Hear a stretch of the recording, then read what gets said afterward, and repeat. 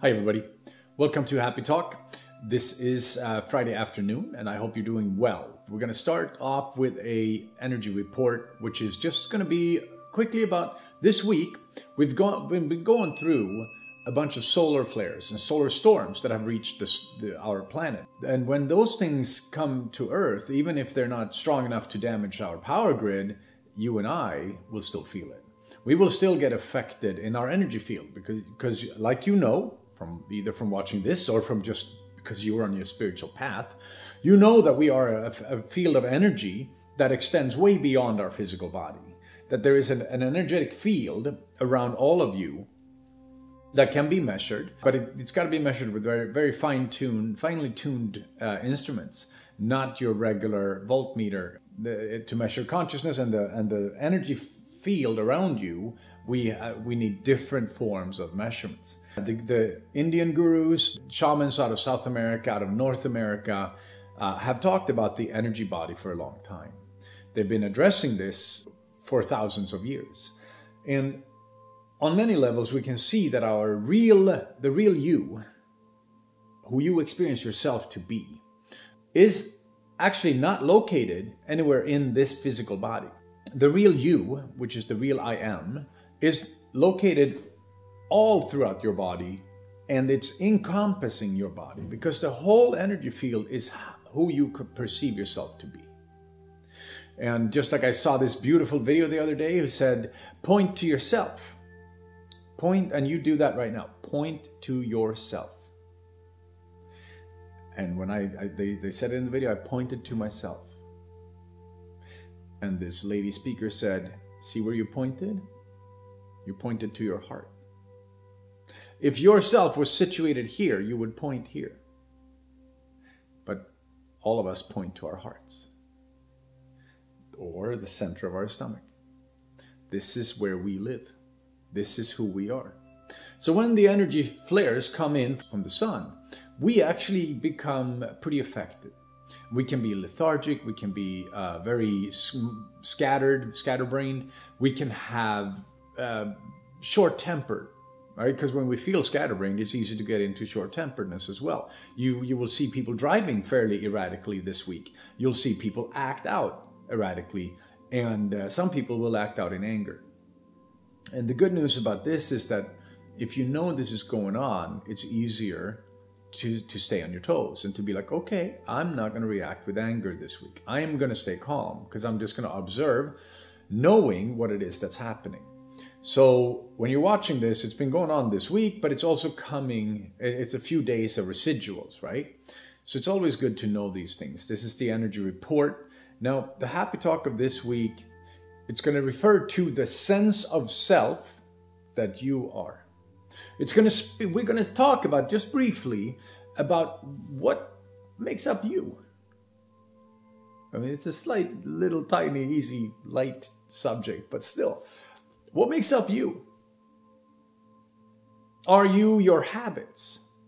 Are you your opinions? Are you your thought patterns?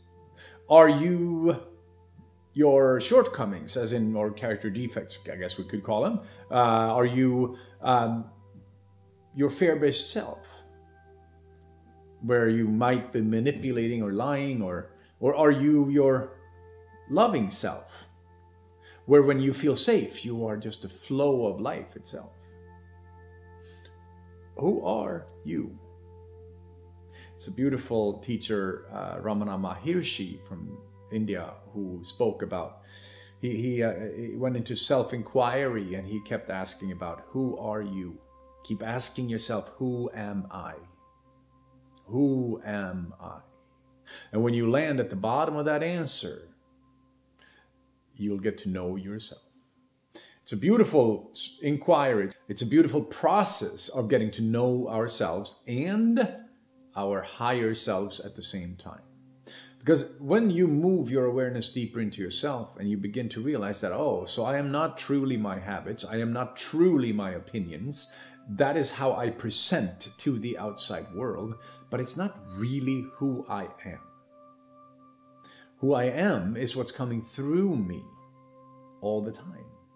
Who I am is what's coming through me at the most beautiful moments of my life. Who you are is not that stressed out individual who is fearful. That's not who you really are. It's really easy to get caught up in that. It's really easy to get caught up in like, oh God, I must be a bad person because I was angry at this person, or I was negative here, I lied here, or I stole there, or whatever it might be that you feel you've been doing.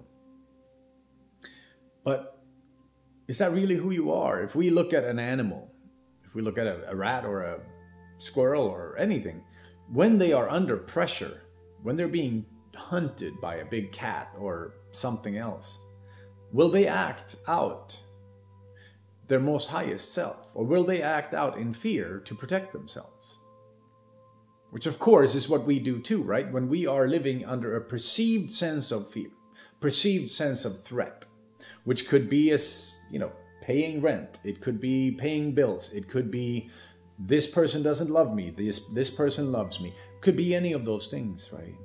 Or I'm going to get that job, or I'm not going to get that job, whatever it may be that your fears are based around, centered around. When you're under pressure, your best self does not come out, right? I mean, it's easy to see. You can have the kindest child in the world, but take their candy away or threaten how they're living or be mean to them. And if they're healthy enough, they're going to defend themselves. So what comes out here is that even though, yes, turning the other cheek means there are no enemies, but it also comes out, who are you? Are you your bad behaviors, or are you the other part of yourself when you are in a beautiful state? That's an easy answer, right? It's easy to see that when you are shining through from your heart space, this is the beautiful you. Yes?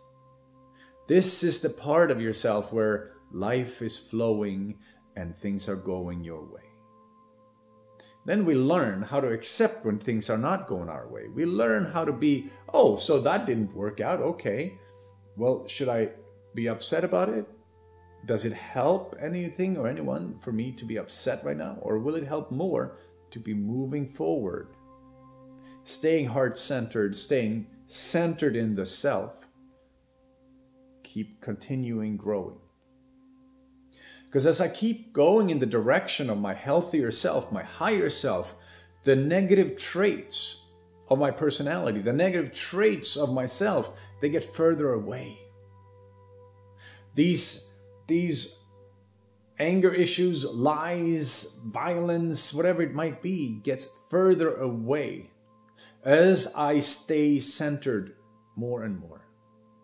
This is where meditation is a beautiful, helpful tool to help us stay centered.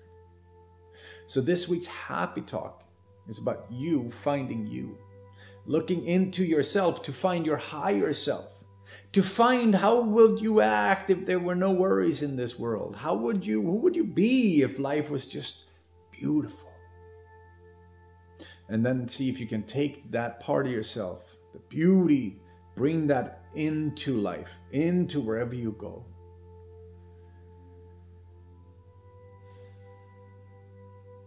This was this week's Happy Talk. I will be back next week for another one. I hope you are really well. Click like and subscribe if this spoke to you. Join the channel. All right, my love. Have a beautiful, beautiful day and weekend. Namaste and aho.